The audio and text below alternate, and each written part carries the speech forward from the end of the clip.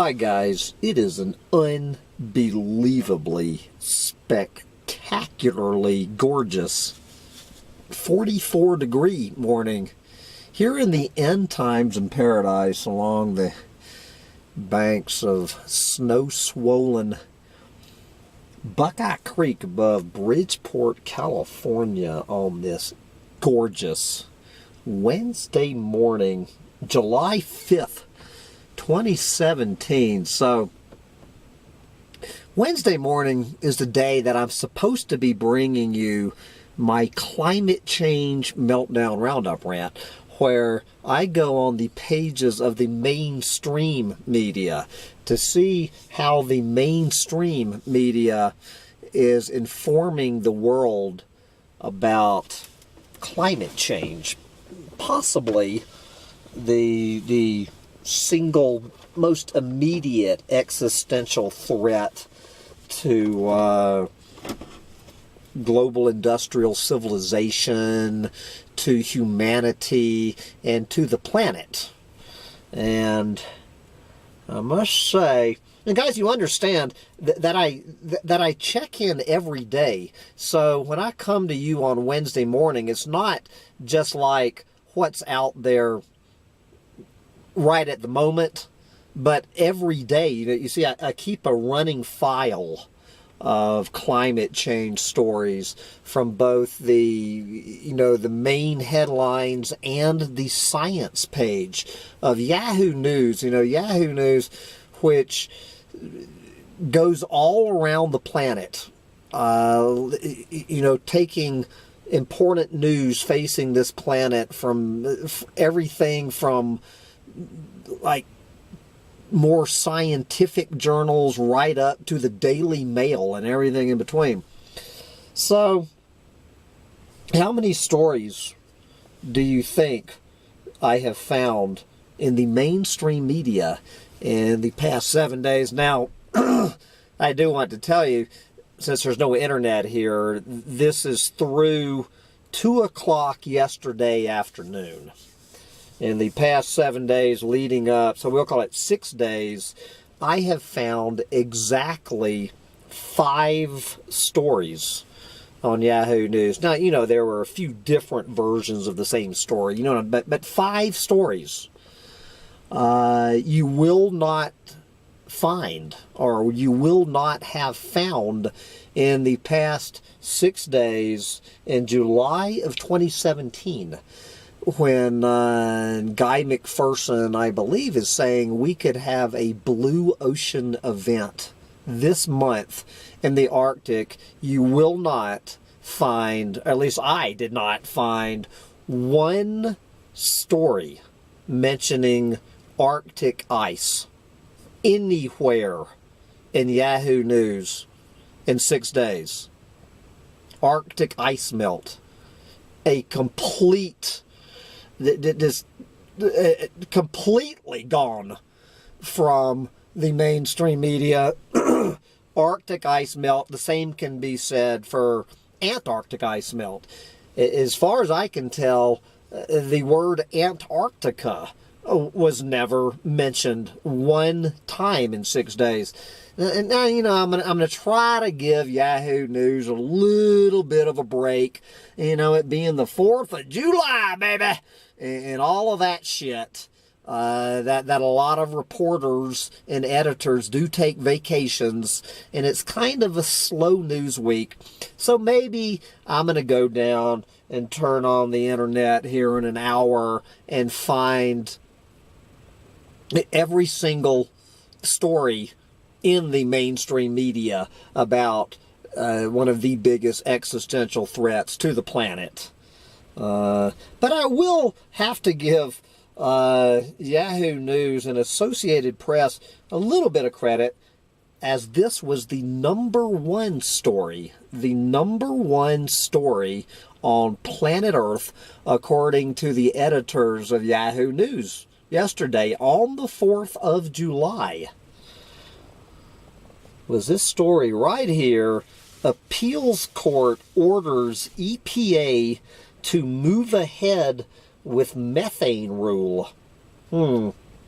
A federal appeals court in Washington ruled Monday that the head of the Environmental Protection Agency, otherwise known as Scott Pruitt, overstepped his authority in trying to delay implementation of an Obama administration rule requiring oil and gas companies to monitor and release and reduce methane leaks. No shit, Sherlock.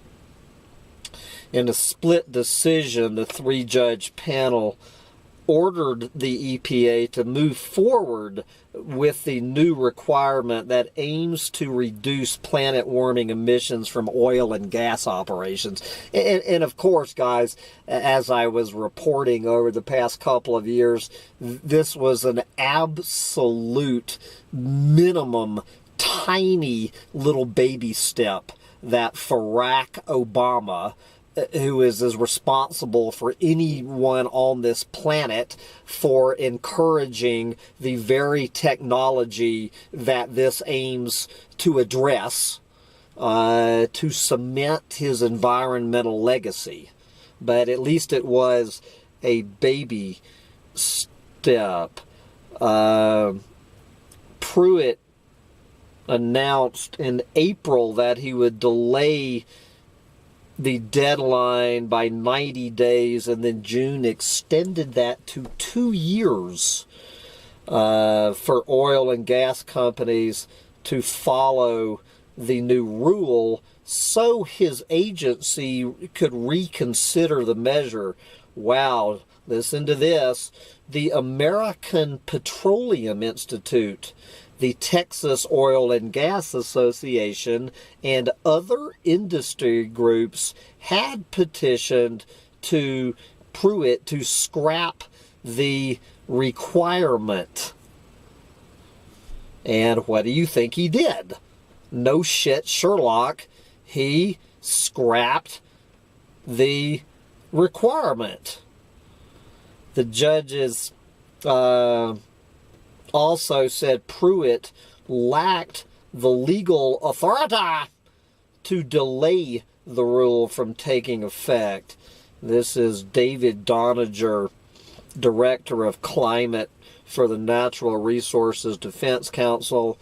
Quote, "This ruling declares EPA's action illegal and slams the brakes on the Trump administration's brazen efforts to put the interest of corporate polluters ahead of protecting the public and the environment." Bullshit level, DEFCON 5. Slams the brakes. Pull your head out of your ass. An EPA spokesperson said the agency was reviewing the court's opinion and examining the options, including appealing the matter to the Supreme Court. For anybody who does not know this, natural gas is made up of methane, a potent greenhouse gas that traps dozens of times more heat in the planet's atmosphere than the same amount of carbon dioxide. Environmental groups contend that actual methane emissions from leaks and intentional venting, called flaring, at fossil fuel operations are in fact many times greater than what is now publicly reported. No shit, Sherlock.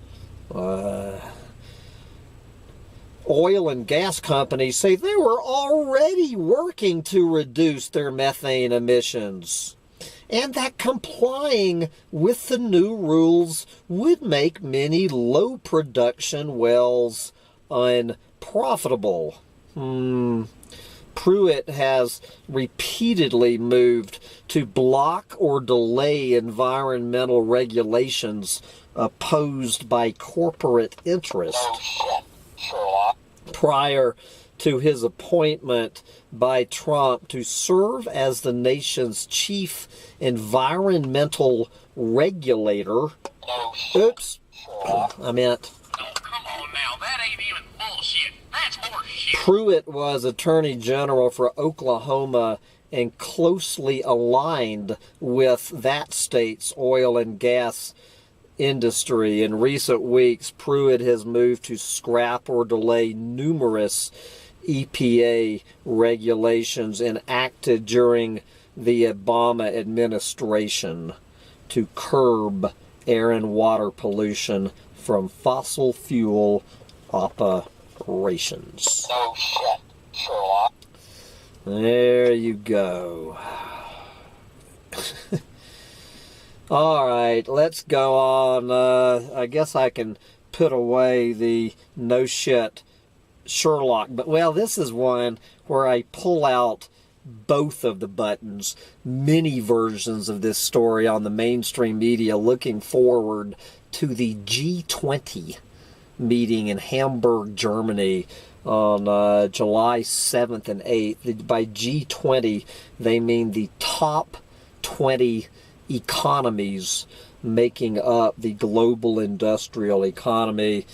This is International Business Times. As I say, a dozen versions of this story on Yahoo News. World leaders to discuss climate change at G20 summit. Yes. German Chancellor Angela Merkel promised to make the Paris Agreement on climate change a part of the key agenda.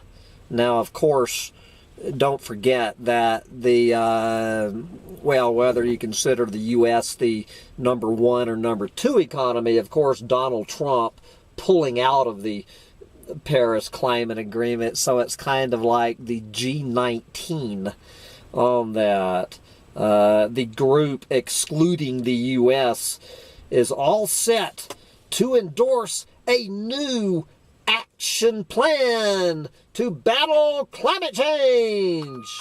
Warning, warning, bullshit alert. Yes. The summit will also test the rest of the world's resolve to implement the Paris Agreement in the face of the U.S. withdrawal. That was bullshit. Yes. Oh God. You know, I'm really getting ready to puke here.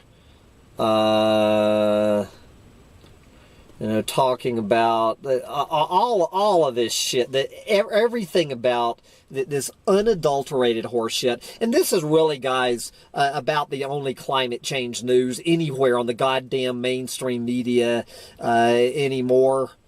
About how this fucking Paris Climate Agreement is going to do a goddamn thing to save this planet, and how Donald Trump's decision to pull out of the Paris Climate Agreement is the number one reason, pretty much the only reason, that this planet is heading into a burning lake of fire. It's the biggest pile of goddamn horse shit being unloaded. This whole fucking discussion is like talking about whether there's mice on Mars. Who gives a fuck?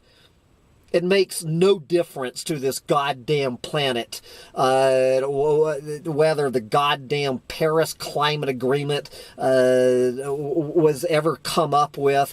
The goddamn G20. The G20 is the biggest bunch of fucking planet eaters ever assembled on this goddamn planet, with the possible exception of the United Nations. Pull your head out of your fucking ass, people. Talking about 20 goddamn foxes guarding the hen house. Every one of these fucking whores is a goddamn, 19 of them are goddamn whores beholden to the fossil fuel industry. It was the fossil fuel industry who put every one of these fuckers in power, and it is the fossil fuels that their economies are based on. Anybody believing that the fucking G20 or the G19, whatever you want to call it at this point, is doing a goddamn thing to save this planet from climate change. Pull your head out of your ass. And I mentioned this story yesterday, many versions of this, so I'm going to get a little bit deeper into it today about Stephen Hawking, now belly aching about Donald Trump pulling out of the Paris Climate Accord suddenly being the single biggest threat to the planet, and the only reason that we're going to go into a burning lake of fire or go Venus, as Hawkins was saying, it's this bullshit about Trump. Anyway, let's see. Stephen Hawking says Donald Trump's decision to pull out of the Paris Climate Agreement could lead to irreversible climate change. Hawking said the action could put Earth onto a path that turns it into a hothouse planet like Venus.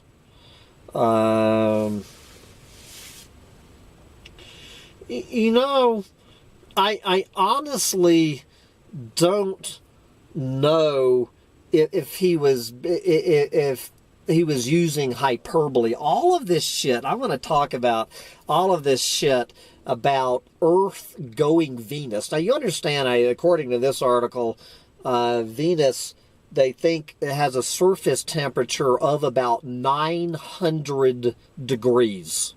So when I say the Earth going Venus, I am being ironic. I'm using hyperbole. Hyperbole. It is called exaggeration for an ironic, humorous effect. The goddamn planet does not need to be 900 degrees warmer than it is to take this planet down. It needs to be about 9 degrees warmer. All of this shit. So let's see.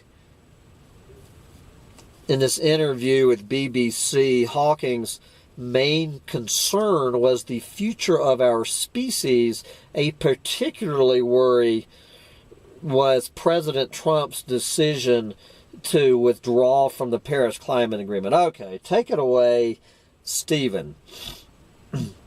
We are close to the tipping point where global warming becomes irreversible. No shit, Sherlock. Well, I would say we crossed it about 5 years ago.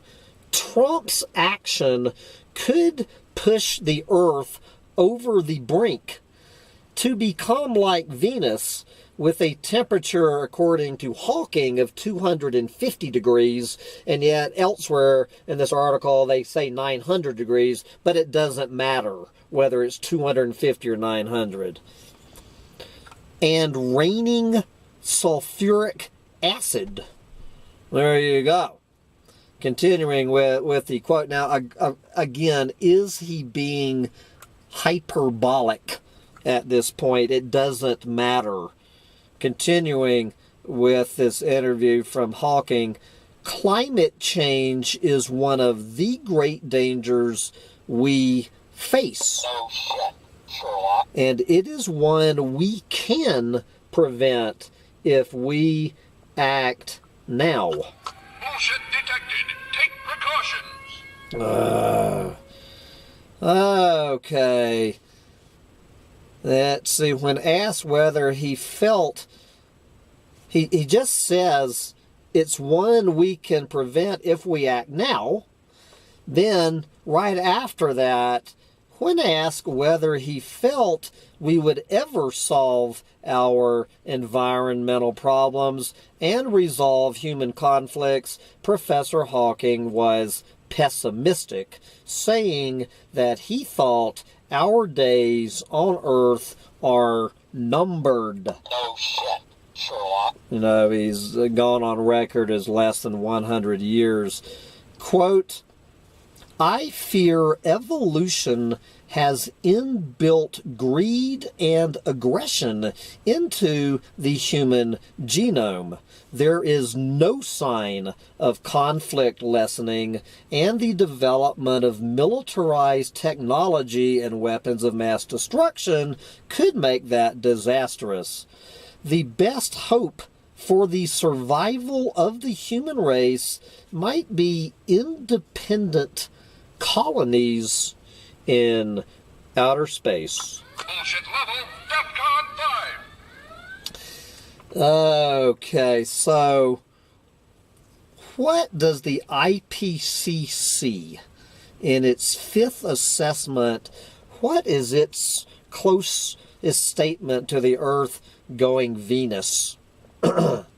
Quote, the precise levels of climate change sufficient to trigger tipping points, otherwise known as thresholds for abrupt and irreversible change, remain uncertain, but the risk associated with crossing multiple tipping points in the Earth system or in interlinked human and natural systems increases with rising temperature. No shit, Sherlock.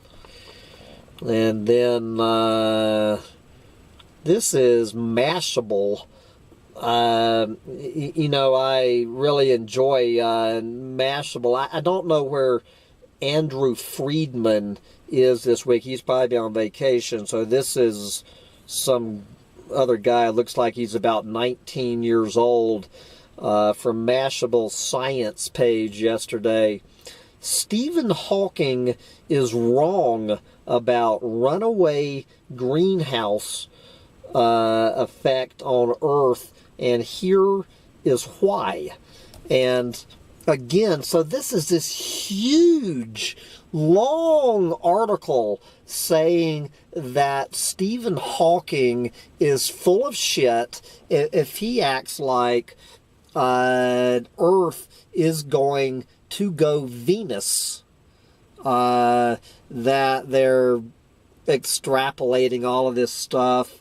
And this is a long, involved article talking about whether there's mice on Mars or not.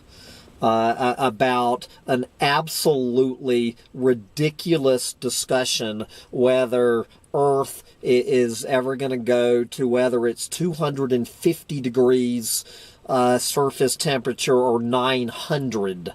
They're claiming here that if we burned every drop of fossil fuels on the planet, if we burned every single drop of the known reserves, it would get us 10% of the way to Venus. Well, that's somewhere between 25 and 90 degrees. We would have been toast well before. This whole specious fucking argument. And then they do point out that it was James Hansen that started this whole runaway argument, but they point out that James Hansen is strongly on record saying that we are not going to have the surface of Venus temperatures for the next billion years. Anyway, Okay, but let's listen to Colin Goldblatt of the University of Victoria, British Columbia. The bottom line, quoting this guy, bottom line, so burning all the fossil fuels won't give us a runaway greenhouse.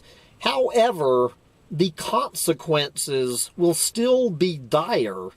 It won't sterilize the planet, but it might topple Western civilization.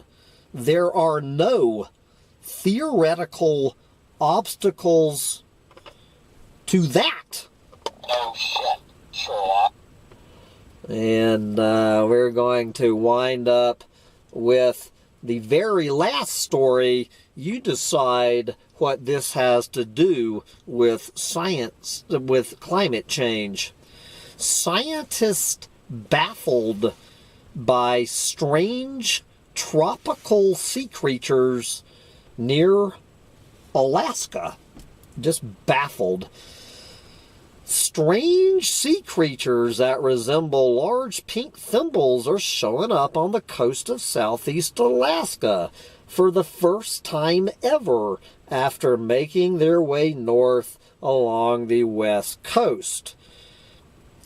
Scientists say the creatures are pyrozones, which are tropical, filter-feeding, spineless creatures usually found along the equator. Wow. So they were first seen in Oregon in 2014, and now in 2017 they have made their way to Alaska. There you go. James Murphy, a biologist with the U.S. National Oceanic and Atmospheric Administration, or whatever's left of it, says their appearance is cause for concern. Quote, it means that we are clearly seeing really big changes in the marine ecosystem. No shit, Sherlock. Researchers have speculated that the bloom is tied to warmer ocean temperatures in the Pacific Ocean in recent years, but temperatures have nearly cooled back to normal this year. I don't know which button hit on that one. Murphy said, and these creatures started showing up in the middle of winter anyway. I love this one. Leon Shaw, a biologist with Fish and Game, has been tracking the appearance of pyrozones in southeast Alaska. He said he has, quote, emailed the whole world about the issue, but has not heard much back from the world. No shit, Sherlock. Emailed the world about the issue, but I guess the world did not get the email. And with that, those 5 stories, you have heard every single mention of climate change on one of the biggest mainstream media news organizations on planet Earth. And with that, I'm going to wrap up this week's Climate Change Meltdown Roundup rant and decide whether it's time to take my sick little dog to the vet. Sancho Panza not feeling good, and I don't know what the hell is going on with this little dog, but Sancho Panza not in good shape the past couple of days, so it might be off to the doctor for Sancho. Bye, guys.